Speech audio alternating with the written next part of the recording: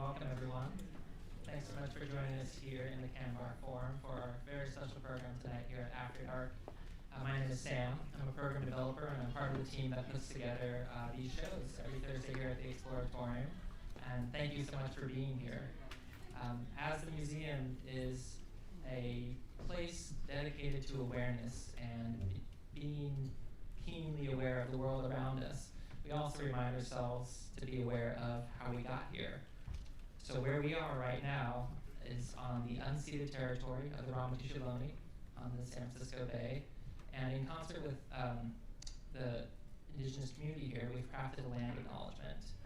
And it's a reminder to us to continue to bring forward the spirit of stewardship and sustainability that our indigenous ancestors have led in this land for thousands of years, and how we can act and truly with gratitude and honor to all the work that was done, and how we can take that into the future. So thank you for being here, and welcome to those of you joining online, and we hope that you pause for a moment and can reflect on how you got to where you are. Tonight is very exciting. We have the privilege of realizing the world premiere of the expanded cinema performance of Stitching the Future with Clues. At least one snap there.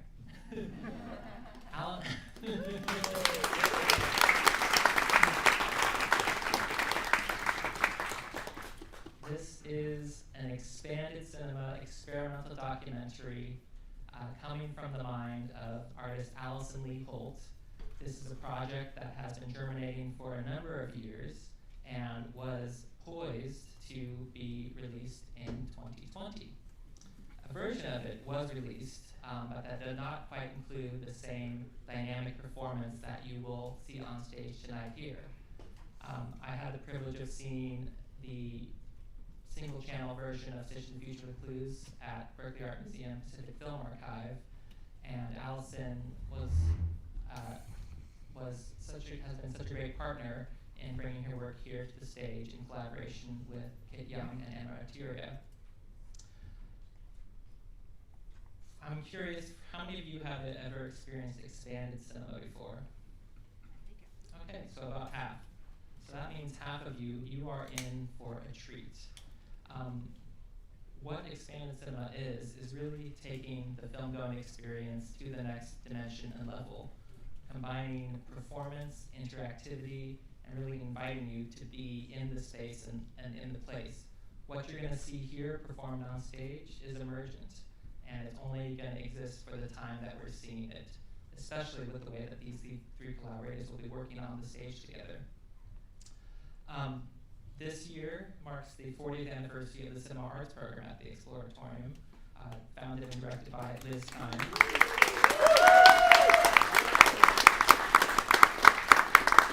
So this performance is one of many special celebrations and performances that we're hosting throughout the year in recognition of such a milestone achievement.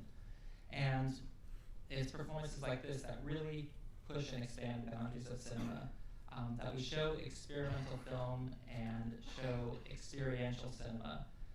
So I hope that you're ready for to be truly immersed with what these artists have to offer.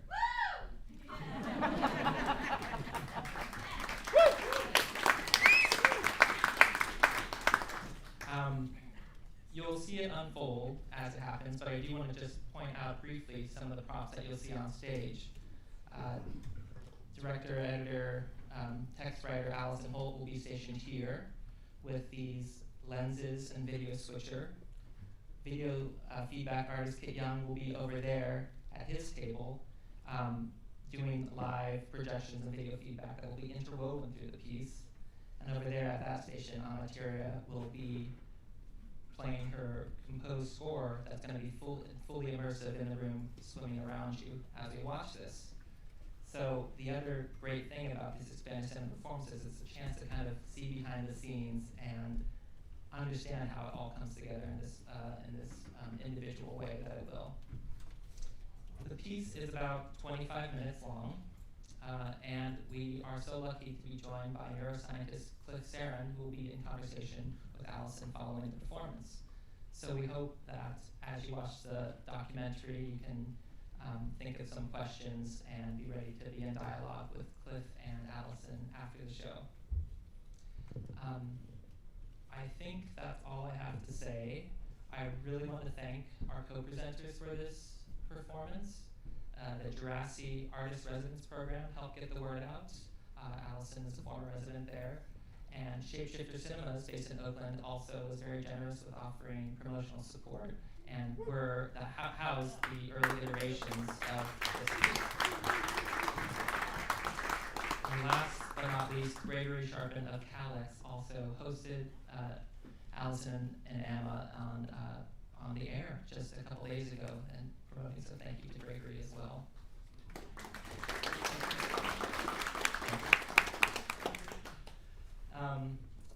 And then finally, the final thank you goes to Justin Carter, who is an incredible graphic designer who helped us put together this commemorative script that many of you got at the entrance to this booklet. Justin was a wonderful collaborator and is currently does design work for both Cadis and McSweeney's. So I'm really glad to have his talents loaned to this special production.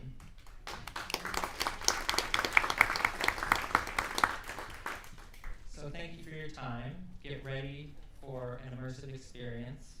And please help me welcome to the stage Allison Holt, Kit Young, and Amma Ateria.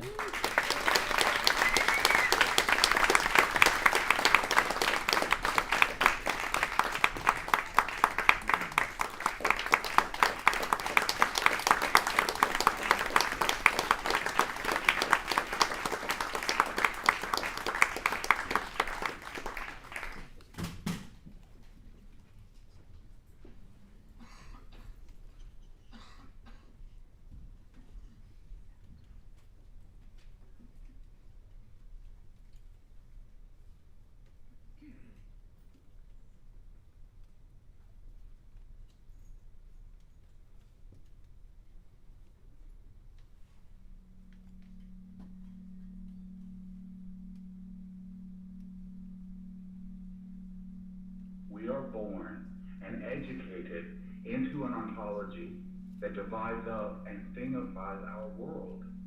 Globally, we gauge and mark our existence based on the sun above the Royal Observatory in Greenwich, London, until time comes to a grinding halt, teeters for a few months, and then just cascades out of control. Even as we try to mitigate its effects, we embody and enact the very constructs that caused us. We're bound to repeat. But maybe that's the solution. At every turn lies a chance to adjust.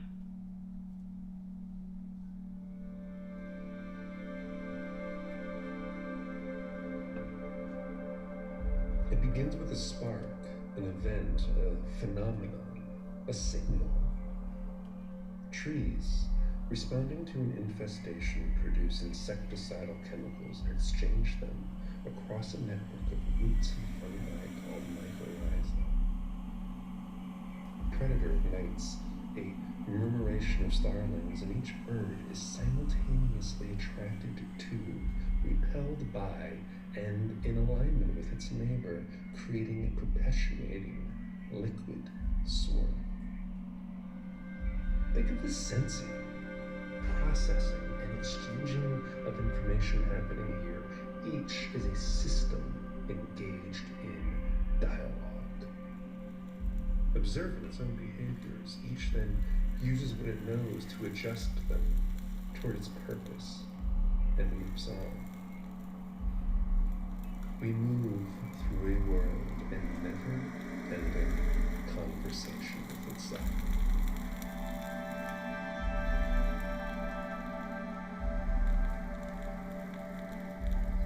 Any system looping information from its output back to its input is engaged in feedback. The internet incorporates a multiverse of looping behaviors that mirrors the human neurology, creating, using, and being used by it. Through ritual, humans align with and just the social, natural, and spiritual systems of which they themselves are an intrinsic part. Aim a video camera at an area that also displays the camera's view. What results is a self-sustaining, emergent phenomenon in 4D space. The information being sensed, processed, and exchanged in this dialogue can be tuned into as a single cross-section of self-generating moving. This dynamic lies at the root of all intelligent behavior. Look around you. Imagine this happening between or even within other regions, because it is. Between a human's neurological system and her mind, between two self-watching humans, between a human and another species, like a tree, or a tree's roots in the forest accompanying it. All living beings participate in an astounding feedback system comprised of a community of feedback systems. This exchange of information is communication beyond language between humans and the not quite fixed world in which we find ourselves. As cohabitants in that world, are we really concerned with reducing long-way cause? To do that, we have to face its roots in our own thinking.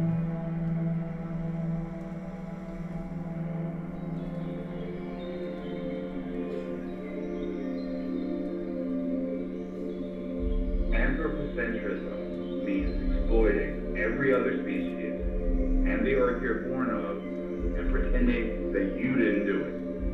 Because you ignored their side of the conversation for so long that you never hear the torment there. And when a pandemic and climate chaos finally arrive, you deny that you ever talked at all.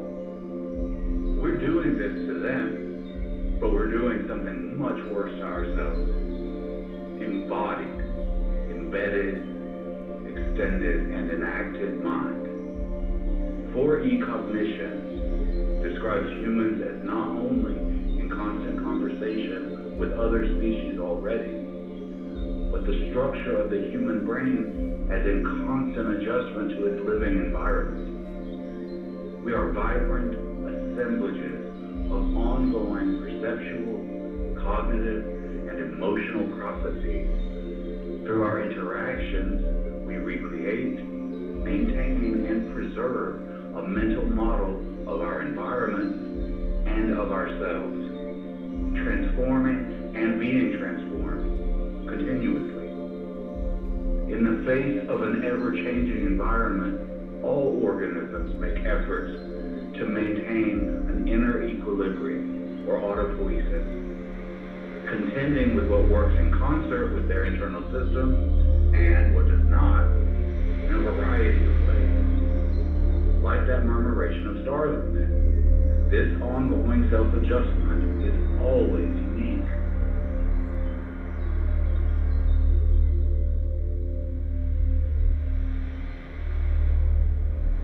Autistic scholar Nick Walker puts it like this.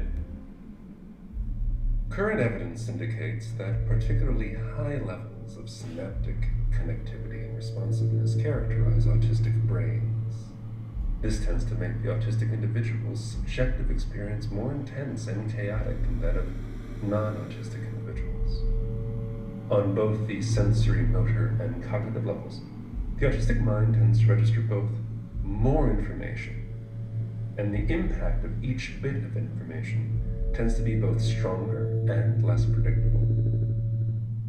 All neurodivergents sense, process, and exchange information differently than most people. Many autistics embrace the personhood of non-human beings, enjoy extraordinary sense perception, and are drawn to mythological structures describing cycles and epicycles of time that reflect their own physical and psychic rhythms. Some function on a perpetual feedback loop, meaning they live in a place of repetition with slight echoes out. And as it echoes out, it changes. like a DJ, beat matching between familiar and foreign tracks. They do the same routine, but with variation, purposely introducing new elements to keep expanding this system. That's how he frames his world. Autistic rhythms differ from non-autistic ones, mostly by degree, amplifying what all humans can experience: singular focus, obsessive interests, insistence on sameness, taking pleasure in repetition and rhythm, devotion to or contempt for rules, extreme expectations. The genetic variants giving rise to autism are part of the natural range of human biodiversity.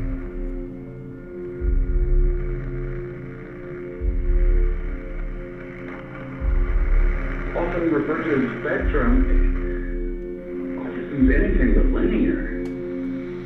It's a network of interrelated traits manifesting differently from person to person wind up resembling the clouds, a whole lot more than the rainbow. The narrow autism phenotype at the center, that its fuzzy edge, the broader phenotype, often called Asperger's. But where are the distinctions between them? And really, where's the end of that fuzzy edge? This cloud may encompass all humans. We may all be in there, and we may have been all along.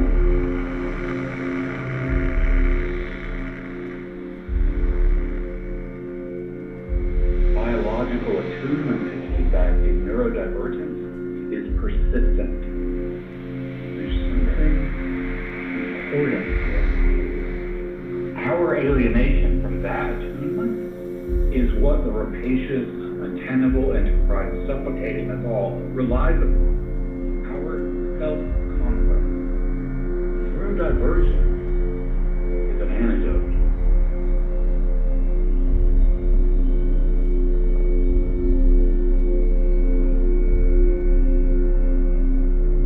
You are tethered to historical concepts of what you are, what you can do and be, when there is no normal. You are building your model of the world this very instant.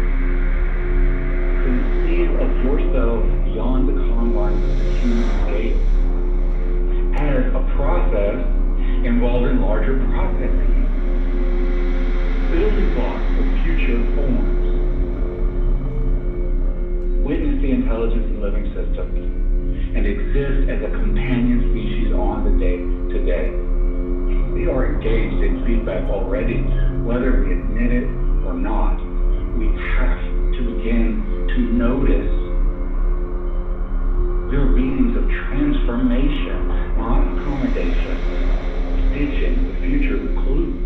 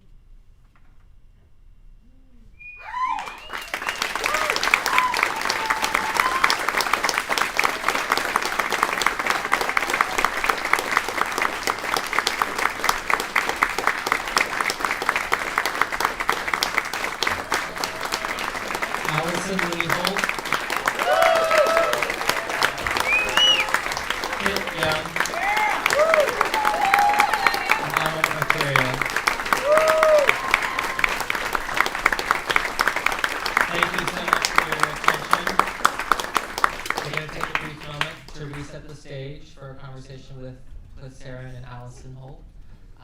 So stick around. But I am blown away, as I am every time, by this work. So I also want to give big thanks. This wouldn't be possible. Obviously, we saw the talents on display here on stage to make this happen, but it wouldn't be possible without the talents of our technical crew as well. On the floor, Gail Hazard. Behind the curtain, composer and audio engineer Wayne Grimm. In the booth, Rick Danielson and Cameron. Who's last name? And our incredible video team who's capturing it all, Phoebe Toop, Liz Spencer, and Emerus Blackmore. Thank you. Cameron Mitchell, but you just saw Allison's incredible work demonstrated, and she'll say more about their background and what they're working on. But Clifford Saron is a research scientist at the Center for Mind and Brain and MIND Mind Institute at UC Davis. He directs the Shabantha Project, a multidisciplinary longitudinal investigation of the effects of intensive meditation on physiological and psychological processes central to well-being. His other main research focus centers on sensory processing and integration in children with autism spectrum development to better understand how these children experience their everyday sensory environments. So a very apt person to be in conversation with Allison. Please welcome Cliff Saron.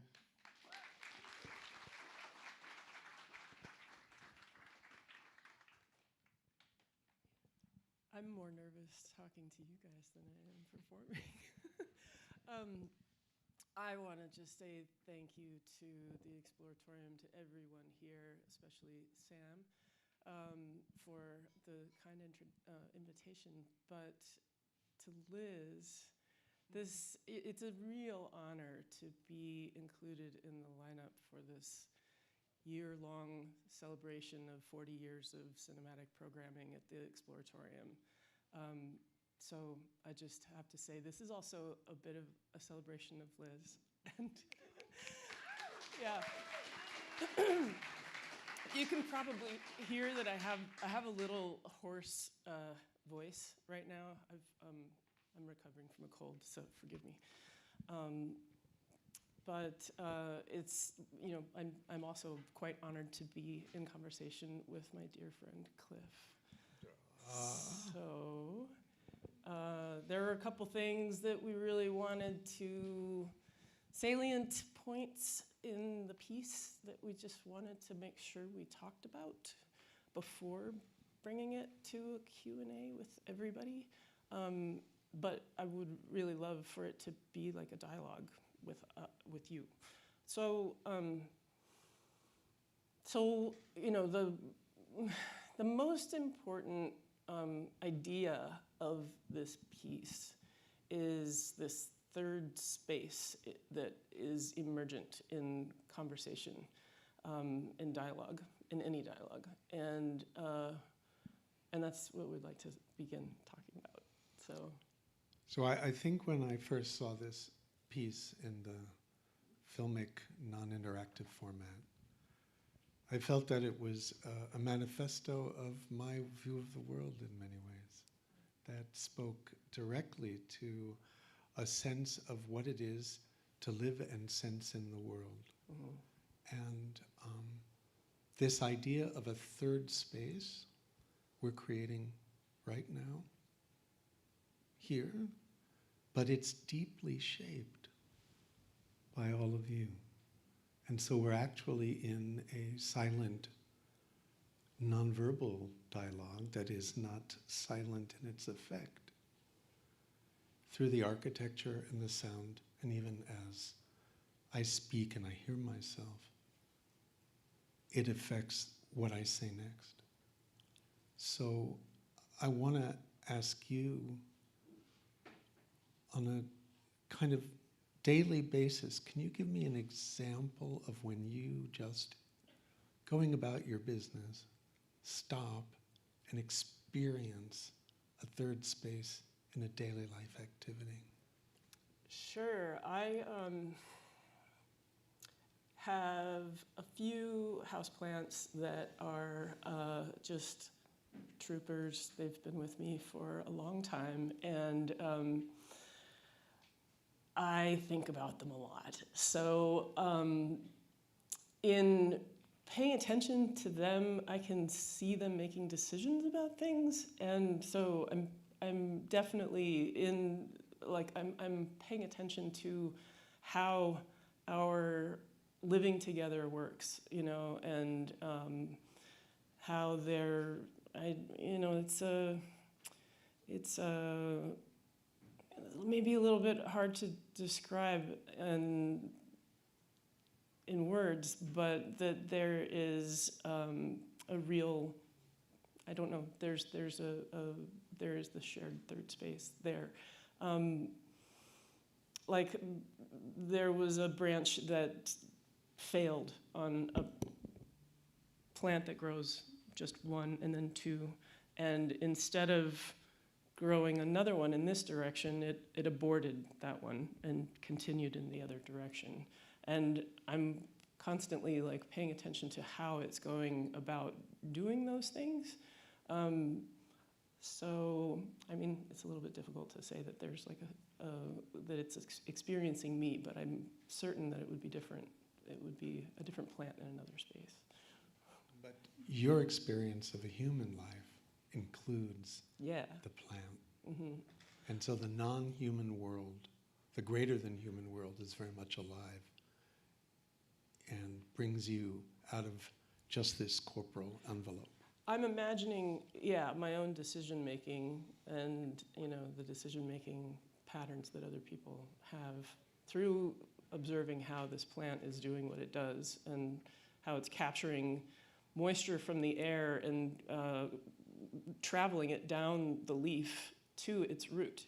You know, it's actively serving its own purpose in that way all the time. So how can I learn from the way that plant is architected, you know, to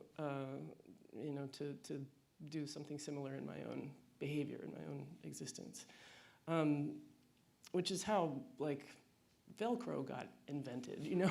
I mean, it's just what we should be doing more of, and we, you know, beginning to do more of, but the visualization of that shared third space, this kind of emergent particle-generated cloud of dots that's happening in the film, is one of the things that, you know, if all of you went out into the world and could envision that occurring between yourself and your environment in some way, to some degree, that would be like the success for the piece. It's, you know, just beginning to bring that, beginning to have like a fluency and a language around those kinds of experiences that I'm certain everybody has, but it's not often something that we discuss. So this is where 4E cognition comes in. We use the language, you know, embodied, embedded, extended, and enacted mind. Those words are very dense with meaning, and they're bringing some definition to these concepts of mind, how we are experiencing mind, and how we are, in fact, processes involved in and nested within other processes. So that's something that is, you know, your domain completely. So this was one of the points of contact that really jazzed me when I encountered the work. There is an emerging view in cognitive science that really takes us away from what has historically been a symbolic or representational view of the mind toward really understanding the affordances and limitations of being embodied. You know, psychologists tend to become overly theoretical and often don't have easy discourse access to their own lived experience, because our experience is fantastically evanescent, complex, and we aren't trained to observe it very carefully. We're much more externally oriented. And so this view was promoted in many ways initially by Francisco Varela, Eleanor Roche, and Evan Thompson in a book called The Embodied Mind. And so we begin with a sense that our embodiment is in many ways constitutive of our perception. But our embodiment exists embedded. We're always embedded in a complex, multi-tiered, multi-dimensional, unfolding, changing context. That context extends in space and time. And through this embodied, embedded, extended reality of a being, we enact our cognition, and meaning arises. So I want to say something about that. The fact that we are kind of nodes in a network, we are networked among ourselves. It means that you can affect change no matter who you are, where you are. You're part of a network. The change that occurs within you or because of you is felt among the entire network. So this is kind of a fundamental aspect of the effect that we can have in the world. Just wanted to say that. Yeah, I think it's a critical point because it's an antidote to helplessness. It's an antidote to despair. Mm. And it also is a motivator to pop out of those states because those states have impact. So even when you feel helpless, you're just bringing the curtain down a little bit more, in some unknown way. So maybe just flip it and think, I'm in a matrix. Let me palpate it. So this brings me to a question for you, another one, which has to do with the nature of time as experienced. And you open the piece with this wonderful 60s documentary of, kind of motif of the map of the world and its rectilinear projection dissolving, and we slice things up. Mm-hmm. The whole world is sliced into time zones, and you include in the piece the cyclicity and repetition of neurodivergent fascination. Mm-hmm. Mm-hmm. And so can you speak to your sense of personal unfolding time?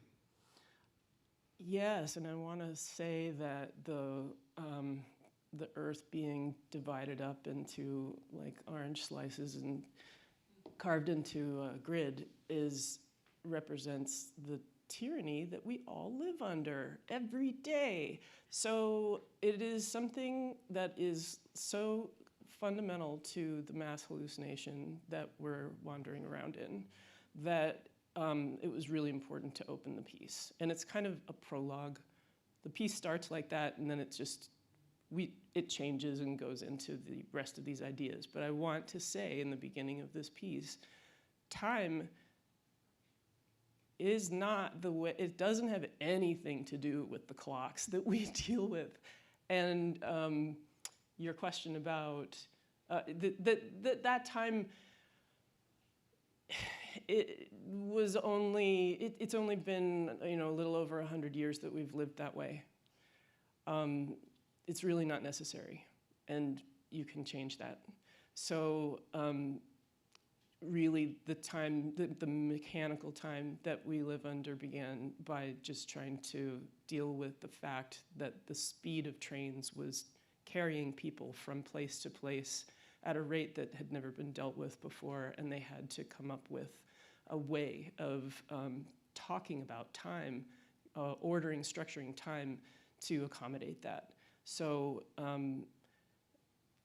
the speeds at which we live now, it's just exponentially worse. So we're, it's my prerogative to live by the time that my body dictates. It's my choice to organize and structure myself and my life and my attention according to my body's needs and perceptions and what it tells me, its wisdom.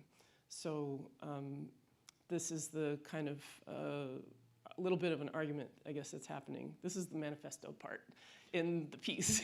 I want everyone, and actually the whole piece itself is essentially me saying things that I feel like need to be said if I should die tomorrow of COVID, because this was commissioned at the height of COVID, and it was only going to be shown online. So it was a single channel piece, but it was designed to be, or imagined as an expanded cinema piece. So yeah, am I answering your question? Well, I have a question to follow up, which has to do with, since we live in structures of consequence according to the clock, yeah, we miss meetings if we just say, I don't feel it now. Do you have I mean, I've noticed in Zoom meetings, I somehow imagine, I grew up as a kind of TV baby, and not just in front, but behind the camera, because my father worked at 30 Rock. And so I had this idea that, you know, the second hand crosses and we're live. And so I find with Zoom meetings, I mean, I was always 15 minutes, 20 minutes late to work when I had to like physically show up. But now I watch like it's 10:59, there's an 11 o'clock meeting, and I'm like in the broadcast studio. Do you have advice for us collectively of how to simultaneously have the body in the time, place as per agreement without the sensation of the stress of comportment? I think you have to lie to people. I think you have to say, it's going to take twice as long for me to get that thing done than you really need. Or it's going to take me, like my office hours start at 10 o'clock in the morning because I need time.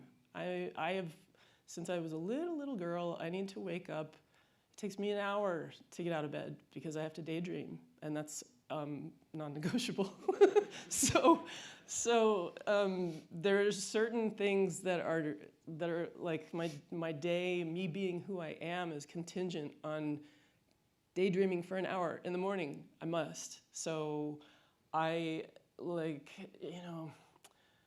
I mean, I don't have children, so it's a privilege. It's I realize that not everybody can do that, but you can adjust your schedule to get what you need. If you need, Patti Smith talked about this recently. She got up at like 4 o'clock, 3 o'clock in the morning in order to write, when she had her children. So for 16 years, she dropped out of performance, life, she had a full career. And that was and most women with children will tell you, or artists with children will tell you that they have to do that. You have to carve out your schedule to make that happen. But you can do that anyway. You don't have to have kids. You can do it. Just start at 10. I don't start until 10 o'clock. Or, find other ways to just create a hard boundary for yourself. I mean, it really is, it's tyrannical, the worlds that we're being expected to contend with. So this is wonderful, needing to build in formal daydreaming time in the morning, in that first hour. What a great commitment to yourself. needing an hour to daydream brings us to another one of the topics in the piece, which is about neurodivergence. We might all need an hour to daydream. We just don't know it. But can we interrogate a bit more about the sense you had of how individuals who process the world differently than perhaps the illusion of the mainstream become an important focal point for the greater point of 4E cognition, embeddedness, and sensitivity to feedback? Yes, because it's also non-negotiable. I mean, I identify as neurodivergent, but the folks that I work with, I've taught experimental film and video to autistic folks for a decade, and brought them here to the Exploratorium more than once to have special programs.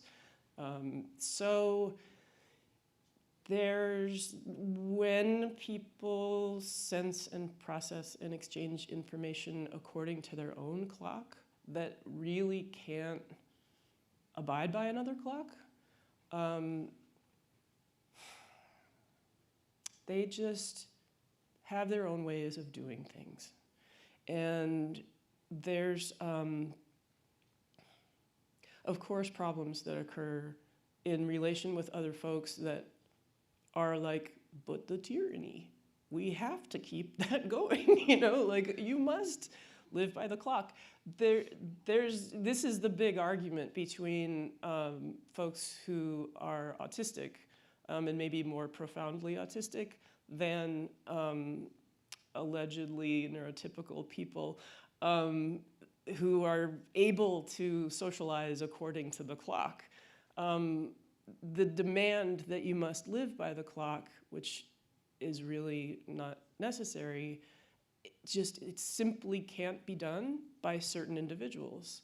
So it was through working with them, with my students, that I recognized myself so clearly.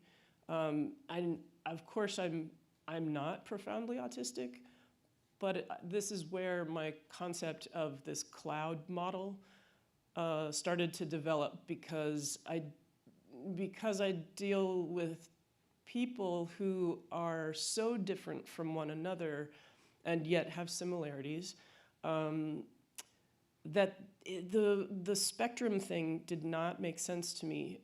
It's not a linear thing at all, and the characteristics that I was seeing manifest in different individuals were so much better described by this kind of cloud of, like, a distribution of profundity of autism, where it's kind of concentrated in the center and you know, diffuse on the outside, which is totally inaccurate in the film. This guy's been so patient. He's been consulting on this piece since it was being conceived and written, and the broader phenotype is a totally legitimate term for what we used to call Asperger's. And in the film, I'm using a term, the narrow phenotype, and this is not something that's used, as I understand. That's correct. That is correct. I made the film, and I developed all of this in under extraordinary circumstances. I'll just put it that way, and I moved forward and finished the piece, and it is what it is. And you know, I just want to say a little bit of appreciation for, you know, your enthusiasm and support of the piece, even though it has some shortcomings that are, you know, well, I think not real. You know, one of the things that you do is you articulate a certain kind of phenomenology that I think is very, very insightful. You mean the overall piece? Even just about the experience of autism as what you have, the narration from the autistic author. Mm-hmm. It just can't be generalized to everybody's experience. And the synaptic intensity, you were talking about time as not easily fitting with the clock. The same also often goes for sensation and intensity of stimuli, Yes. whether that be texture, brightness, Sound. or sound, in particular sound. Yep. But, you know, at the Mind Institute, my colleagues and I looked at several hundred autistic young children and a large number of neurotypical children to their brain response to intensities of different sound. And it turns out that when you kind of cluster them independent of diagnosis, there's a massive variability in the entire population. When we clustered, there was no clear autistic cluster. Mm-hmm. So it's like incredibly important to understand not just autism's heterogeneity, but human heterogeneity, and that's part of why I love the sense of the cloud. Mm-hmm.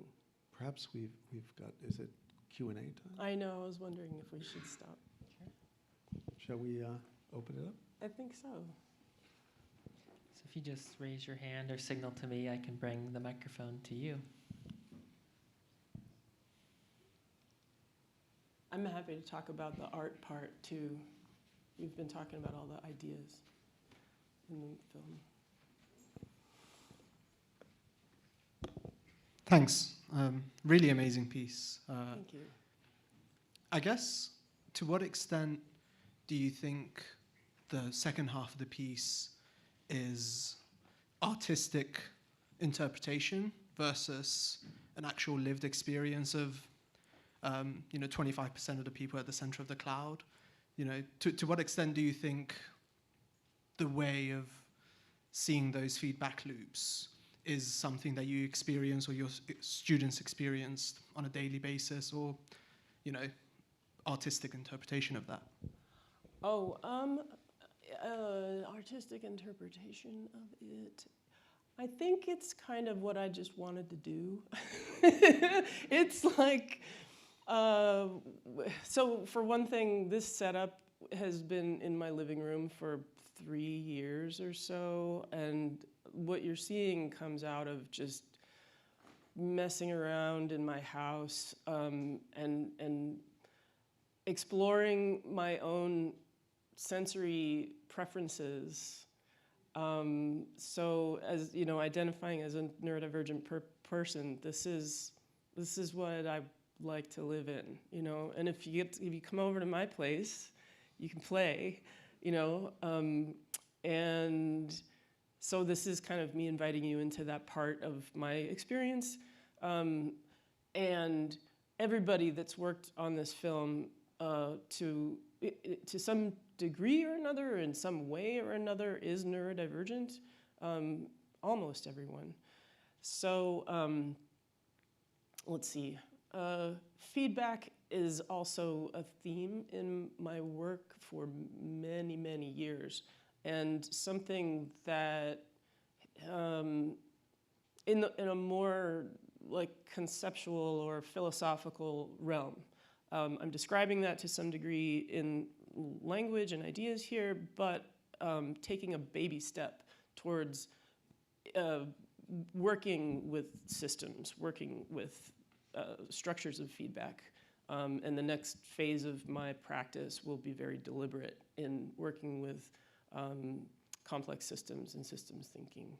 So this is kind of, the most that I could do with what I had at the moment. Yeah, but thank you for that.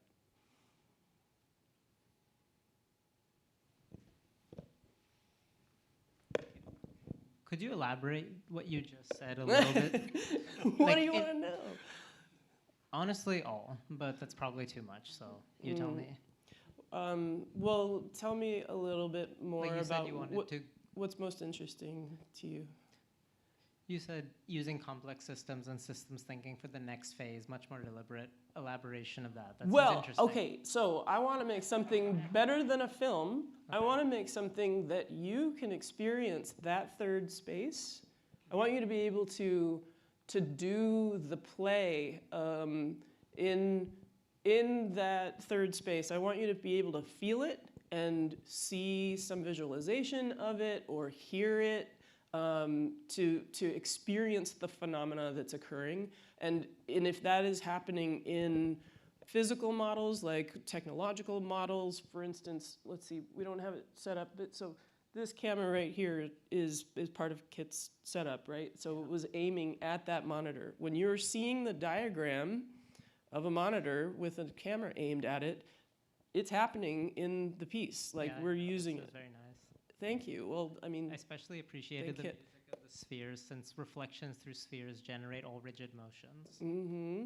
So I guess ultimately, I mean, there's something about plants in there that I will wind up doing. There's something about living systems, collaborating with living systems. One of the proposals, or one aspect of a proposal that is upcoming is, you know, volunteering myself to merge the evolutionary lineage of Homo sapiens and psilocybe cubensis, because I think that when we interact, we're better people. So maybe we can just kind of like merge and be what we're supposed to be all the time. I'm a big fan of and friend of cubensis, so I agree. Yeah, so you know, just beginning to think in terms of collaboration with complex systems, and playing, just, you know, entering into a place where I can play. I'm just about to begin a PhD program, so that'll be... Do you mean complex systems in like Santa Fe Institute kind of sense? Yes. Mm-hmm. Thank you. Sure. What's the PhD program? It's the Electronic Arts program at Rensselaer Polytechnic Institute. So it's still, thanks. It's a decision from Aalto University in Finland is also pending, but I'm thinking that it might be a little insane to move to Finland by August. So we'll see. You could take a Somebody vote. saying don't? Go. Did I hear- He said go. Go? Oh. You could well, get a vote here, you know. If you want to help fund that move, thanks.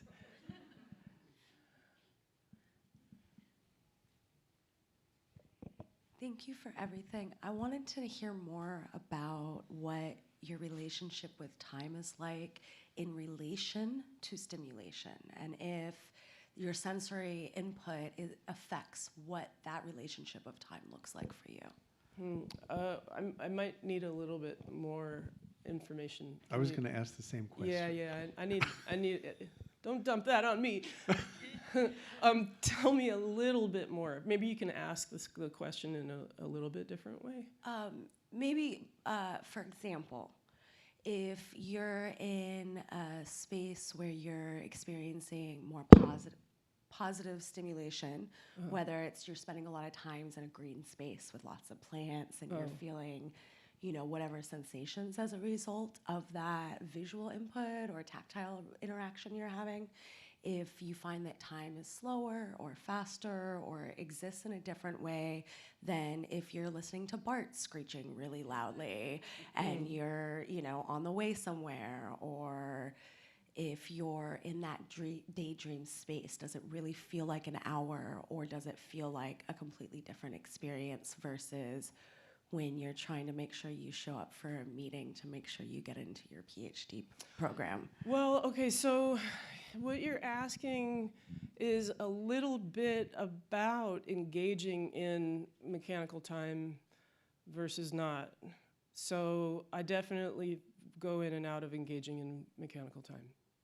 Yeah, I mean, this is part of structuring my day. I just refuse to, at this moment, and it's only been a little while that I've been able to do that. So just want to say that I know that it's not like the easiest thing to do. And yet, it's, I think, incredibly important.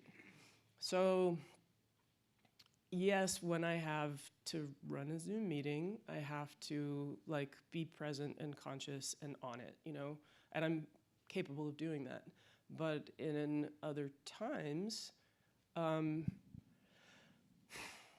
yeah, it feels like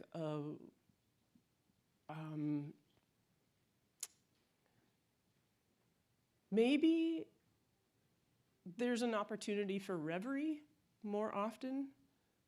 And I'll say that that's something that is a characteristic of some students, some young students with a little bit more profound autism. There's a possibility for them to really get daydreamy, and even in the middle of a conversation.